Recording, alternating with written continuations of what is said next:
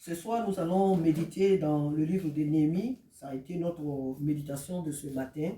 Nous allons reprendre ce passage parce qu'il est vraiment important en tant que peuple de Dieu. Pour ces heures que nous traversons, ce passage est vraiment utile. Toute la parole de Dieu est bonne, mais celle-là encore, elle est vraiment encore, je peux dire, spéciale. Amen. Alors, nous lisons à partir du verset déjà, nous allons lire à partir du verset 13 jusqu'au verset 14, 13 à 14.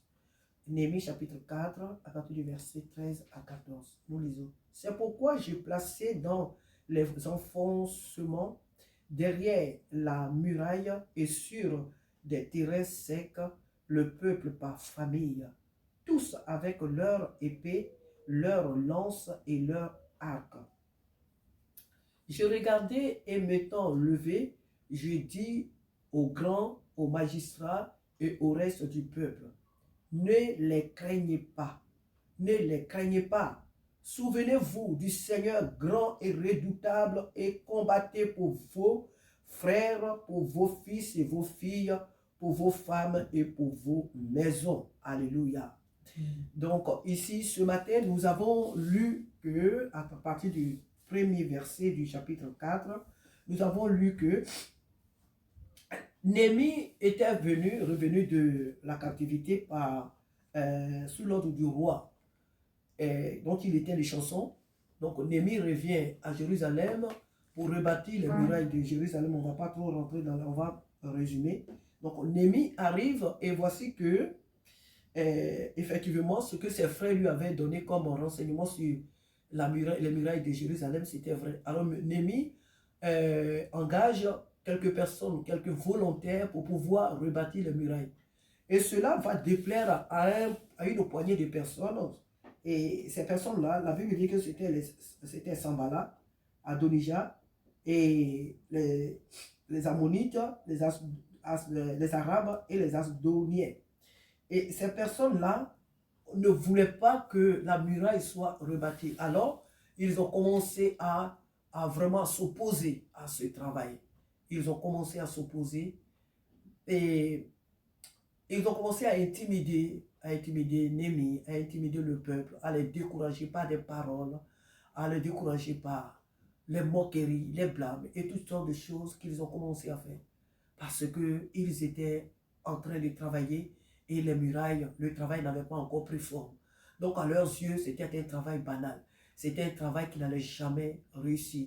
C'était un travail qui n'allait jamais vraiment aboutir. Donc Néhémie et ses amis, pour eux, à leurs yeux, ils se fatiguaient. Parce qu'eux-mêmes voyaient l'ampleur du travail qui était là. Ils se disaient que des êtres humains ne pourront pas faire ce travail-là. Mais ce que Sambala et ses alliés ignoraient, c'est que Néhémie avait l'approbation du Seigneur Dieu.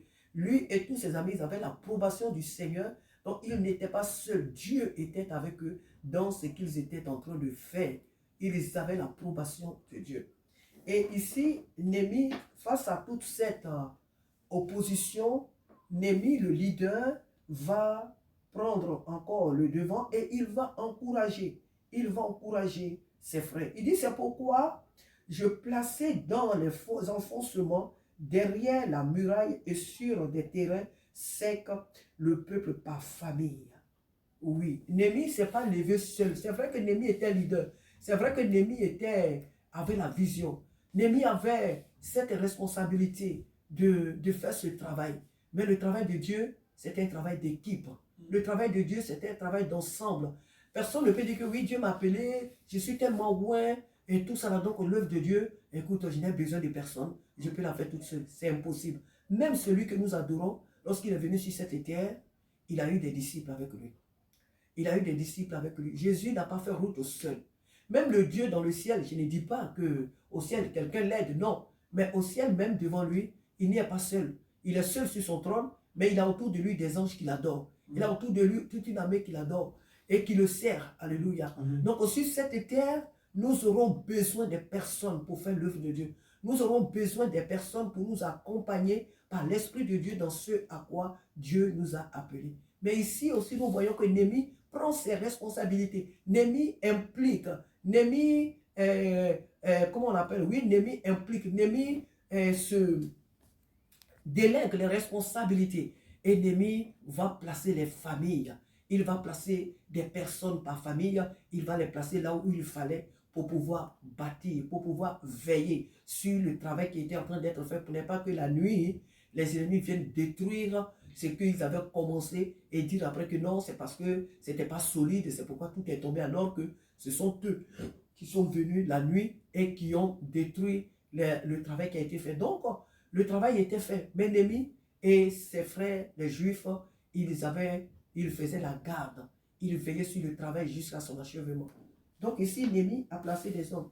Nous devons, en tant que aussi responsables, en tant que leader, nous devons déléguer. Nous devons, c'est vrai que ce n'est pas facile de donner des responsabilités à de nouvelles personnes qui ne sont pas encore matures, mais lorsque le Seigneur nous permet d'avoir des personnes qui ont la volonté de faire route avec nous, nous devons les amener par la grâce de Dieu à pouvoir être responsables, à pouvoir se tenir vraiment à leur place et pouvoir faire l'œuvre. Car le leader seul ne peut pas bâtir, ne peut pas construire, ne peut pas réaliser la vision. C'est avec les autres personnes que le leader arrive à faire ce à quoi Dieu l'a appelé.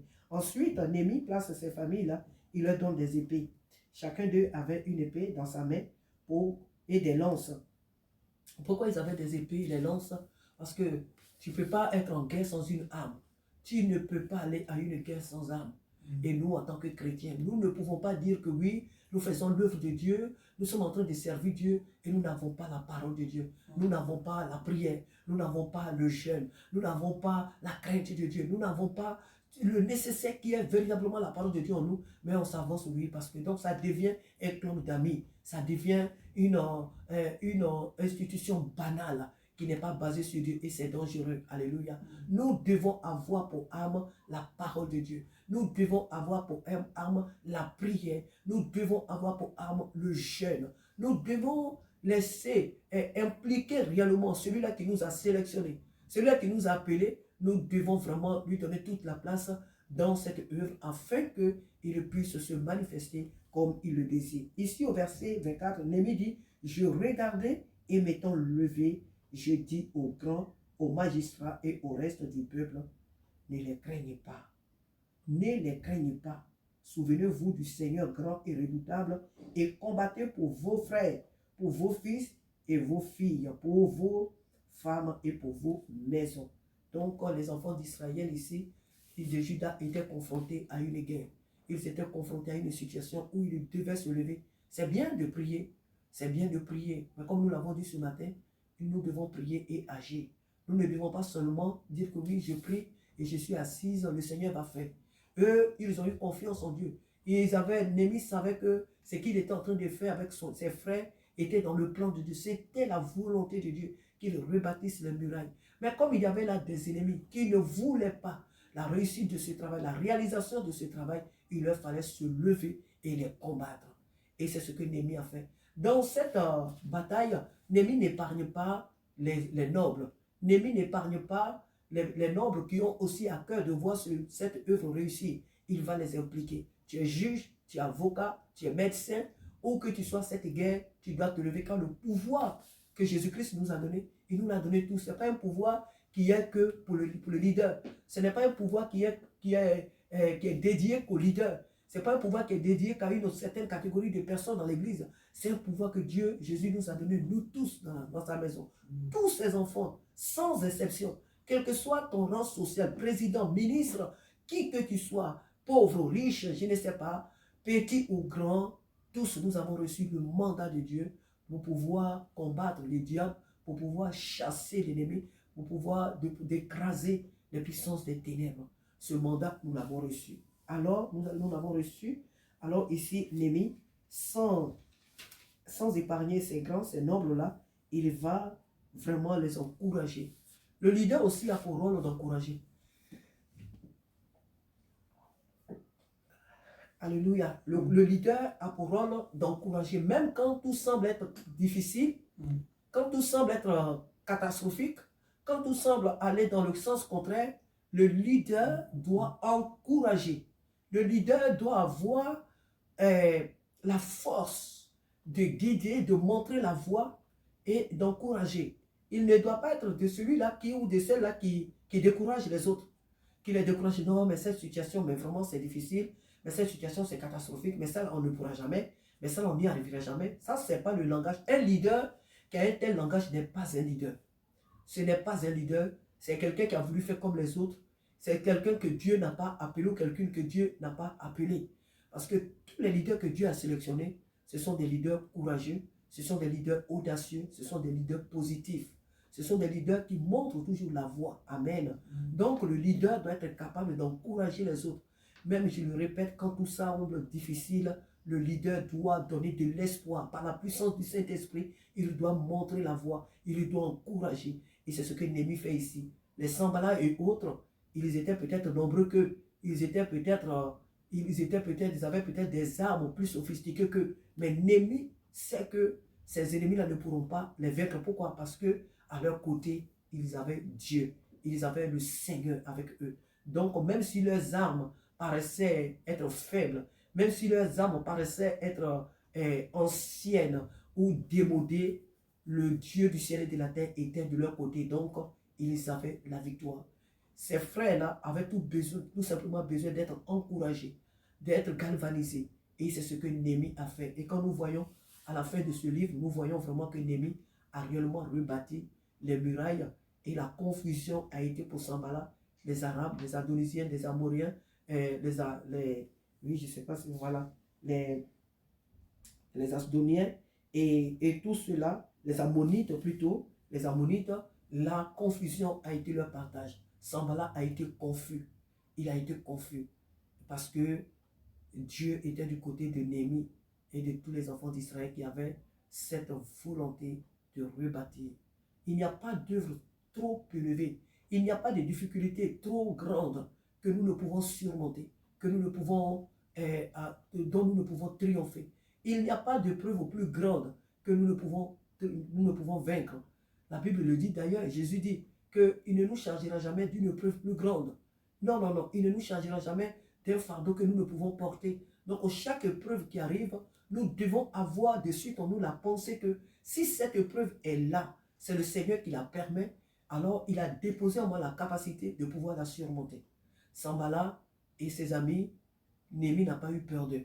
Néhémie n'a pas eu peur de leurs menaces. Néhémie n'a pas eu peur de leur stratégie pour arrêter l'œuvre.